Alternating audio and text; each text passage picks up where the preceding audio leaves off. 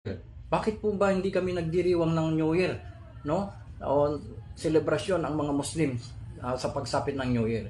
Ganito po 'yan, no? Unang-una ay ipinag-utos po ng dakilang lumikha ng ang Diyos na tagapaglikha, ang Allah Subhanahu wa Ta'ala, na wala kang ibang sasambahin Diyos maliban sa Kanya. Wa qadara rabbuka ala ta'budu illa iyyah. At inutos sa inyo ng iyong Panginoon na wala kang ibang sasambahin maliban sa Kanya. Kaya ang mga Muslim, kung bakit hindi nagse-celebrate ng New Year, sapagkat ang pagsalubong sa New Year ay pagsalubong sa Diyos-Diyosan ng mga pagano Romano, no?